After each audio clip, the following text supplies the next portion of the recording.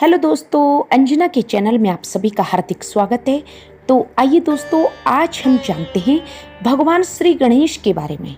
दोस्तों, श्री गणेश को एक दंत क्यों कहा जाता है? दोस्तों, इसके पीछे एक पौराणिक और प्रेरणादायक कहानी छिपी हुई है। दोस्तों, इस कहानी का उल्लेख मिलता है हमें पद्म पुराण में और शिव पुराण में। दोस्तों, एक बार की बात है, भगवान शिव अपने कैलाश पर्वत पर माता पार्वती के साथ विश्राम कर रहे थे। उनके द्वार पर श्री गणेश जी पहरेदारी कर रहे थे। उसी समय दोस्तों, महर्षि परशुराम, जो भगवान विष्णु के छठे अवतार माने जाते हैं और अपने क्रोध के लिए भी प्रसिद्ध हैं, भगवान शिव से मिलने कैलाश पर्वत पर पहुंचते हैं। दोस्तों, जब वे भगवान शिव से मिलने पहुंचे तो गणेश जी ने उन्हें द्वार पर ही रोक दिया।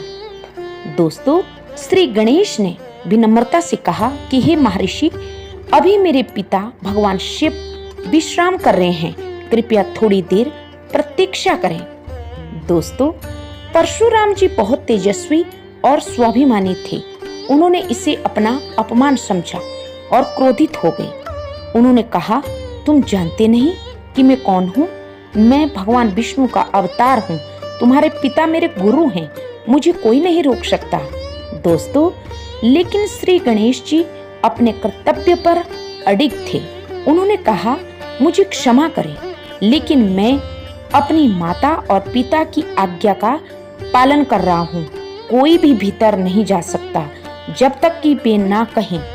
इस पर परशुराम को क्रोध आया और वे भड़क गए। दोस्तों, क्रोधित होकर परशुराम ने अपने पास रखा परशु, जो कुल्हाड़ी होता है, उसको उठाया और गणेश जी पर प्रहार कर दिया। श्री गणेश जी जानते थे कि यह परशु उन्हें उनके पिता शिव से प्राप्त हुआ है, इसलिए वे इस अस्त्र का सम्मान करते हुए उस पर प्रहार को रोका नहीं।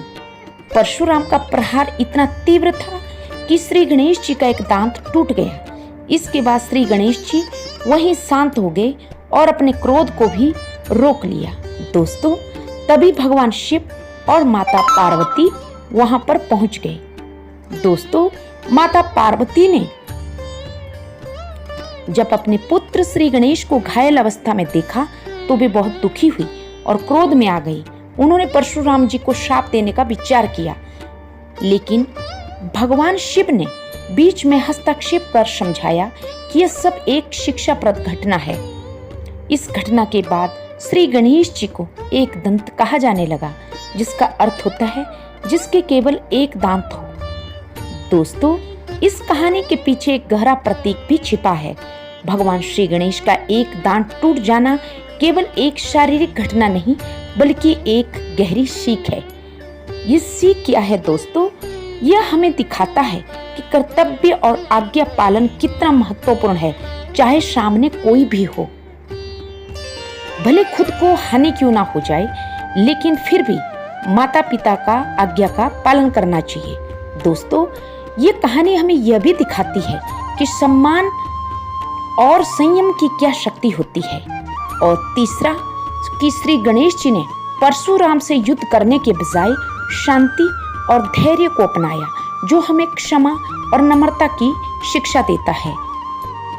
दोस्तों, एक और कथा भी है कि श्री गणेश को एक दंत कहे जाने से। दोस्तों, ये कहानी महाभारत में व्यास ऋषि द्वारा भी लिखी गई है, जो कि मैं अगली वीडियो में बताऊंगी। तो ये था दोस्तों कि भगवान श्री गणेश को एक दंत क्यों कहा जाता है। तो आशा करती हूँ दोस्तों, आप सबको मेरी ये कहानी पसंद आई होगी। तो please subscribe my channel. Thank you.